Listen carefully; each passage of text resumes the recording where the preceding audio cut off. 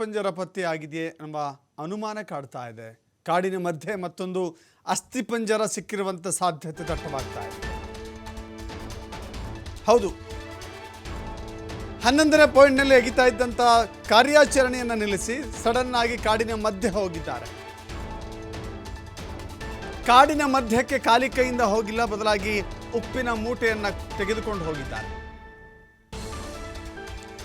SITಯ ಈ ನಡೆ ಭಾರಿ ಕುತೂಹಲ ಮೂಡಿಸ್ತಾ ಇದೆ. ಮತ್ತೊಂದು ಕುರುಹು ಏನಾದರೂ ಪತ್ತೆ ಆಯ್ತಾ? ಸಾಮಾನ್ಯವಾಗಿ ಶವವನ್ನು ಹೂಳುವಂಥ ಸಂದರ್ಭದಲ್ಲಿ ಉಪ್ಪನ್ನು ಬಳಸಲಾಗುತ್ತೆ. ಶವ ಅತ್ಯಂತ ವೇಗವಾಗಿ ಕೊಳೆತು ಹೋಗಲಿ ಎನ್ನುವ ಕಾರಣಕ್ಕಾಗಿ. ಇಲ್ಲಿ ಮತ್ತೊಮ್ಮೆ ಉಪ್ಪಿನ ಮೂಟೆಯನ್ನು ಈ ದಂಡಾರಣ್ಯದ ನಡುವೆ ತೆಗೆದುಕೊಂಡು ಹೋಗ್ತಾ ಇರೋ ಕಾರಣವಾದರೂ ಏನು? ಮತ್ತೊಂದು ಈ ಕೇಸಿಗೆ ಬೇರೆ ಇದ್ದೇ ತಿರುವು ಸಿಕ್ಕಿದೆಯಾ? ಅಲ್ಲಿ ಆ ಜಾಗದಲ್ಲಿ ಅತಿ ದೊಡ್ಡ ಸುಳಿವು ಕೊಡುವಂಥ ಸಾಕ್ಷ್ಯ ಸಿಕ್ಕಿದೆಯಾ? ಉಪ್ಪಿನ ಮೂಟೆಯ ಪ್ರಯೋಗವನ್ನು ಮಾಡುವಂಥ ಅವಶ್ಯಕತೆ ಏನಿದೆ? ಉಪ್ಪಿನ ಮೂಟೆ ಹಲವಾರು ಕಥೆಗಳನ್ನು ಹೇಳ್ತಾ ಇದೆ, ಹಲವಾರು ಸುಳಿವುಗಳನ್ನು ಕೊಡ್ತಾ ಇದೆ. ಕಾರ್ಯಾಚರಣೆಯನ್ನು ಅರ್ಧಕ್ಕೆ ನಿಲ್ಲಿಸಿ ಕಾಡಿನ ಮಧ್ಯಭಾಗಕ್ಕೆ ಹೋಗಿ ಉಪ್ಪನ್ನು ತೆಗೆದುಕೊಂಡು ಹೋಗ್ಲಾಗ್ತಾ ಇದೆ ಅಂತ ಹೇಳಿದ್ರೆ ಸರಳವಾದ ರೀತಿಯ ಬೆಳವಣಿಗೆಗಳಂತೂ ಕಾಣಿಸ್ತಾ ಇಲ್ಲ. ಅಲ್ಲೊಂದು ವಿಶೇಷವಾದ ರೀತಿಯ ಬೆಳವಣಿಗೆಗೆ ಘಟಿಸಿರಬಹುದೇನೋ ಅನ್ನೋ ರೀತಿಯಲ್ಲಿ ಅನಿಸ್ತಾ ಇದೆ.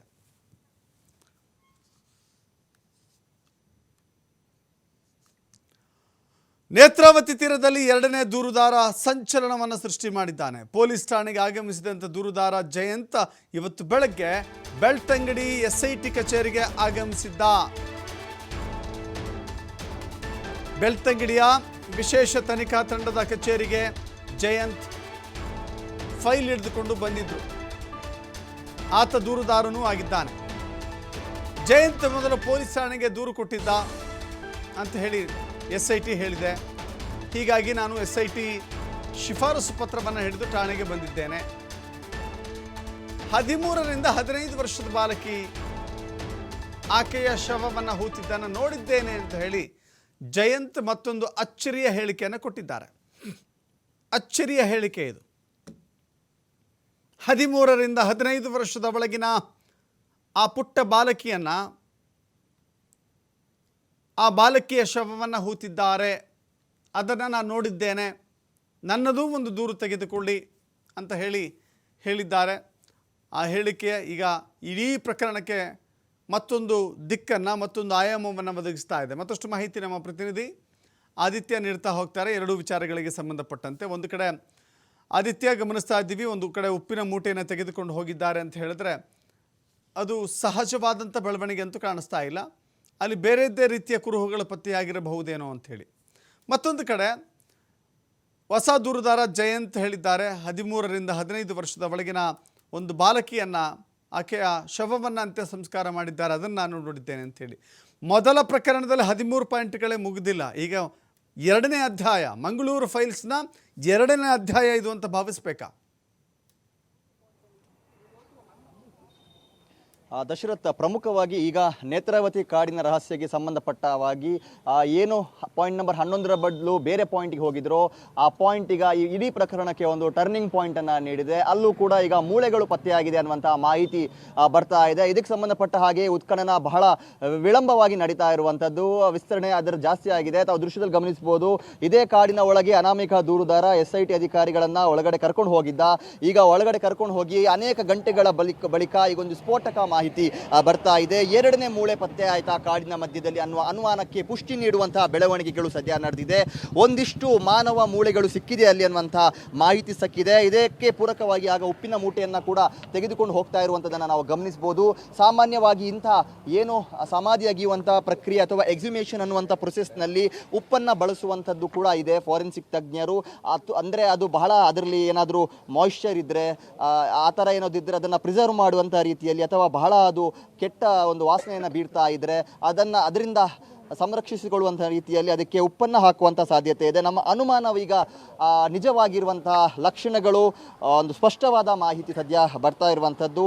ಕಾಡಿನ ಮಧ್ಯದಲ್ಲಿ ಈಗ ಮತ್ತೊಂದು ಕಳೆಬರಹ ಸಿಕ್ಕಿರುವಂಥ ಸಾಧ್ಯತೆ ಸದ್ಯ ಕಂಡು ಬರ್ತಾ ಇರುವಂಥದ್ದು.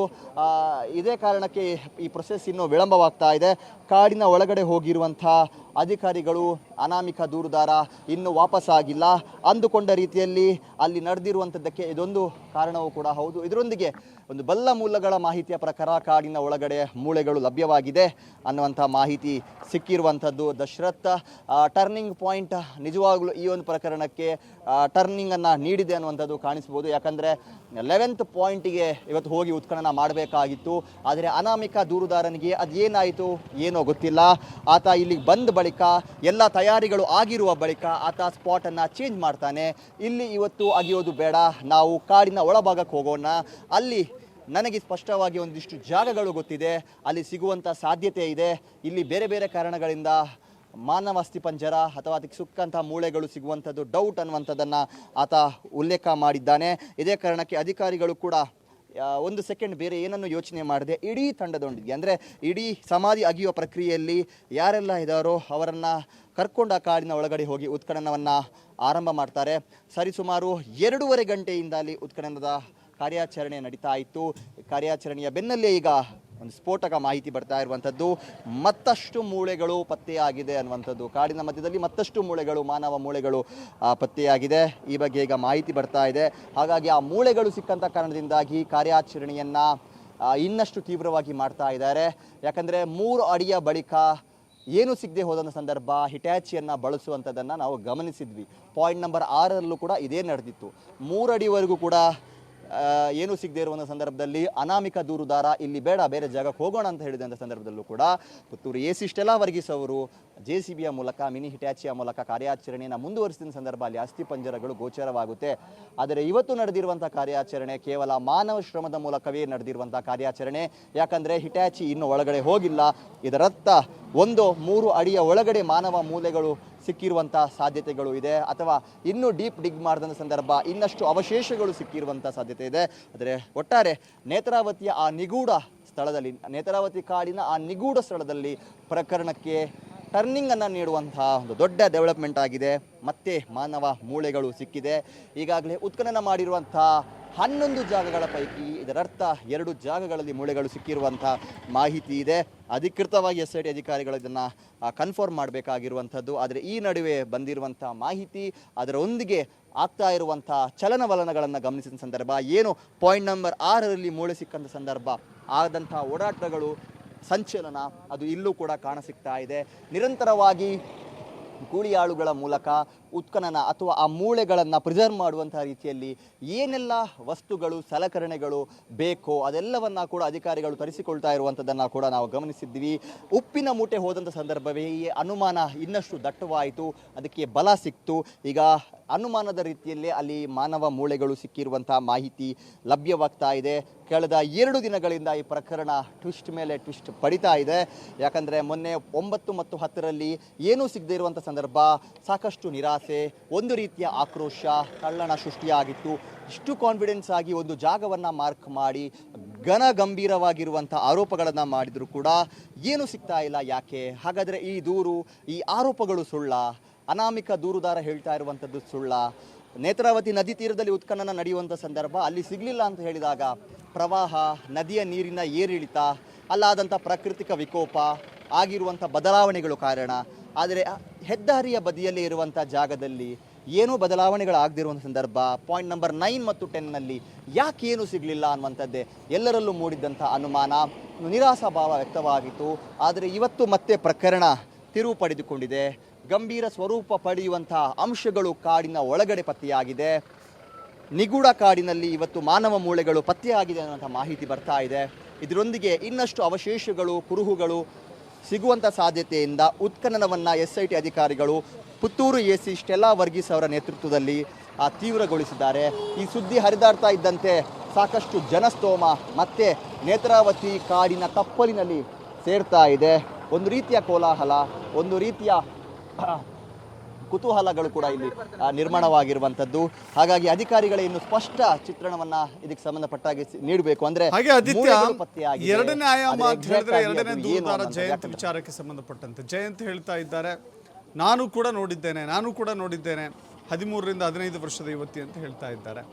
ಜಯಂತ್ ಕಥೆ ಏನು, ಜೊತೆಗೆ ಈ ಅನಾಮಿಕ ದೂರುದಾರನ ಜೊತೆ ಜಯಂತ್ ಸೇರ್ಕೊಂಡಿದ್ದಾರೆ, ಇನ್ನೂ ಕೂಡ ದೂರುದಾರರ ಸಂಖ್ಯೆ ಹೆಚ್ಚಾಗುವ ರೀತಿಯಲ್ಲಿ ಕಾಣಿಸ್ತಾ ಇದೆಯಾ ಅಂತ?